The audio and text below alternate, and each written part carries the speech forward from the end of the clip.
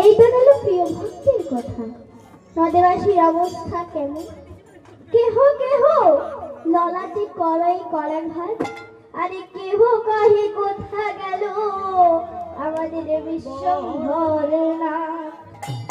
যিনি নাকি নদিয়ার পথে পথে সুখময় হরিনাম কীর্তন গান করতেন, তিনি আজ এই নদিয়া ছেড়ে চলে গেছে।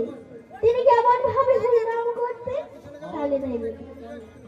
ওগো সুখময় কীর্তন